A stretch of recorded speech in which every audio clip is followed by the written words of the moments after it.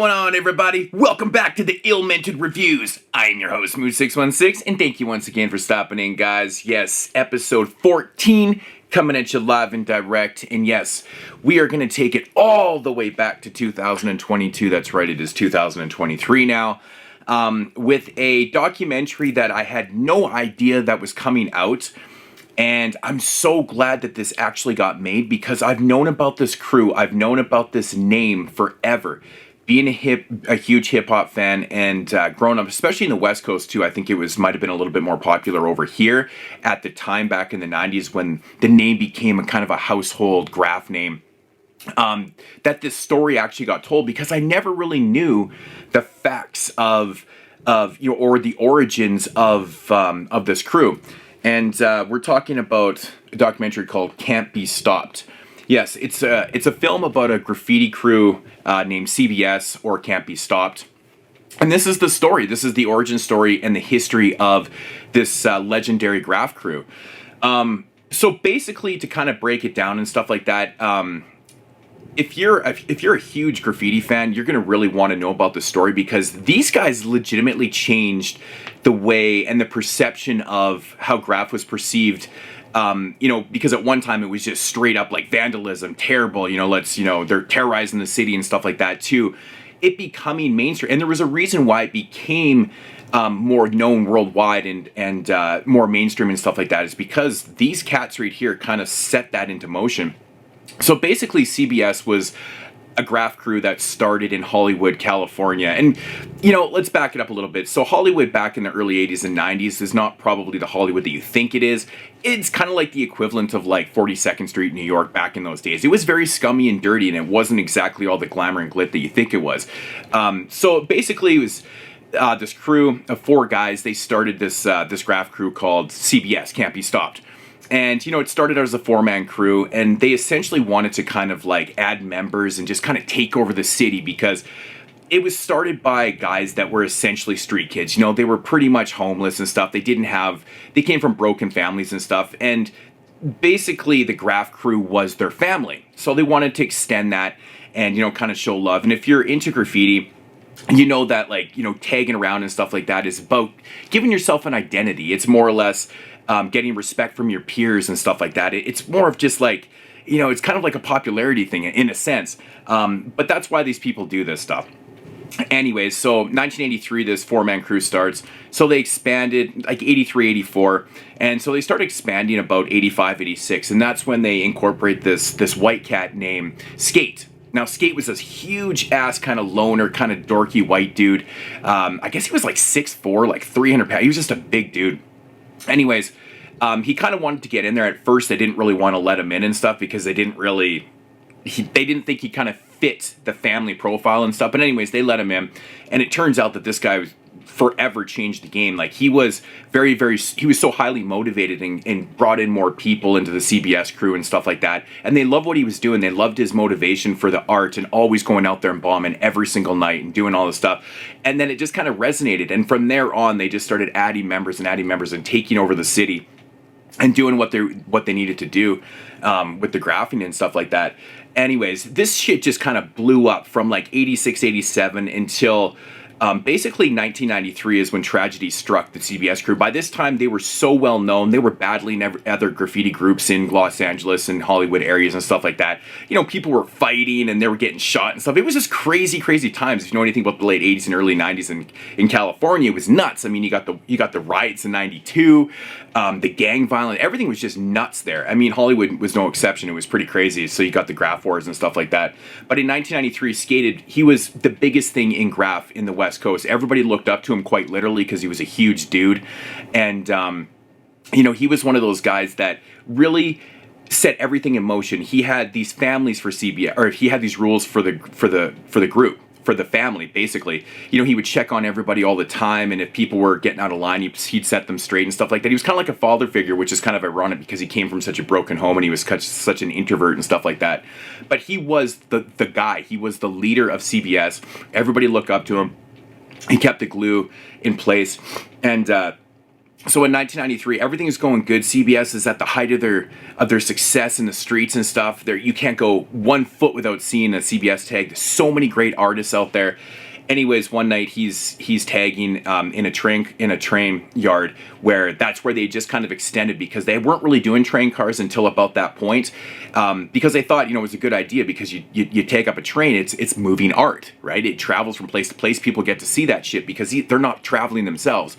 So they had this idea, pretty much taken from New York, and so ultimately what happens is he gets hit by a train and dies. Well, Skate's death, actually, in tragedy, was horrible for the group. It was terrible. The second guy in command, Anger, he ends up taking over and stuff like that. So what happens is, of course, all the CBS guys, they go out and they do all these murals of Skate. And so what happens is, you know, before the media used to, you know, they used to profile the graph as being disgusting, you know, just pure vandalism and stuff like that. What happened was, these murals were so beautiful in dedication to Skate and stuff like that, that the art gallery owners and the artists and stuff started noticing how great this art was, and they wanted that shit inside their art gallery, right? They didn't want to exploit it. They just loved what they were doing, and they wanted to profile this beautiful art that these street cats were doing. So that's essentially how the art in the graph world art got into these art galleries. And some of these artists made it huge. Like, they have sold out showcases for years and years after. You know, some of these guys became professors, and they came all over, like, all these sorts of jobs. And these doors opened for these cats because it got recognized by these people. And then it became a different type of mentality with graph. It's like, oh shit, that's really cool. And it really did open up the doors for so many people, and it made it worldwide. It really did. It became so huge. Everybody wanted to showcase graph in their art galleries and stuff.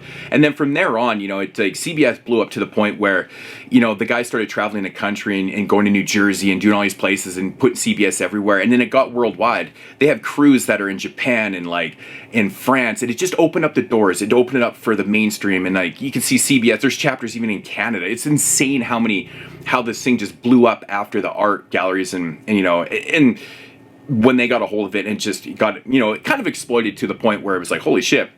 It's where Con Art, the clothing line Con Art comes from. CBS was the main inspiration for that clothing line and stuff. So you can just see the inspiration all over the world from just CBS alone and stuff. But it's really crazy how they took the small crew, just blew up, and it just kept getting bigger and bigger. And to this day, in 2023, CBS is still strong. They got tons and tons of members. Now, the cool thing about CBS is, like, they weren't just a graph crew. They actually had so many members that became famous musicians and stuff. Like DJ Rob 1, rest in peace to DJ Rob 1. You can see him on the screen here. He's the guy just above Skate, this big white dude down the corner. That's the guy I was talking about. DJ Rob 1 was a famous DJ in the West Coast in the early 90s, up until he passed away in 2000 from cancer. He was part of a group called Shapeshifters. Now, a bunch of those guys were part of CBS too. There's guys from Crazy Town that were part of CBS, the group Downset, the rap metal group Downset, which is fucking amazing. Mickey Avalon was part of the group. You got guys on here talking about CBS, like David Arquette's on here talking about, because he was from that area at the time, and he knew all these guys and stuff. You got the guys, you know, Iris Science from Dilated People's on here talking about it. Charlie Tuna from Jurassic 5. Even the Alchemist is on here talking about CBS and their influence and stuff. But it's truly amazing. Like, when I grew up in the, you know, the late 80s, early 90s and stuff, I was huge into graph. It was one of my favorite things in the world. I have no artistic ability whatsoever. I could never do it myself. To this day, I still love looking at graph. It's one of my favorite things in the world. The Artifacts, one of my all-time favorite groups, popularized you know, graph in. They were the first group really to do albums about just bombing and stuff like that. But yeah, it's just so crazy how many people came from CBS that made it out huge, and their influence on the graffiti world and hip hop is just truly incredible. Yeah, no, it's a really incredible story, because I always remember hearing them talk about certain names, you know, Skate and Anger and hip hop songs and Can't Be Stopped, this graffiti group and stuff like that. But the thing that really amazes me, growing up in the early 90s and stuff, like, I never had.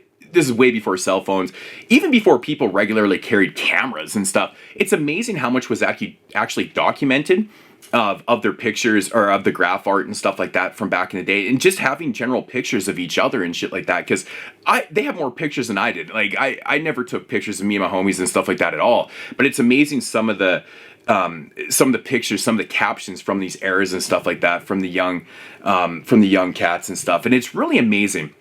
Now, my only problem with this Blu-ray is that, or with the documentary, it's just too short. I would have loved to see some special features. It only runs about 74 minutes. It gets right to the point. There's tons and tons of interviews. There's tons and tons of pictures and documentation and stuff like that. But I would have loved to have just expanded it so much more because there's so many people. And I get it, though.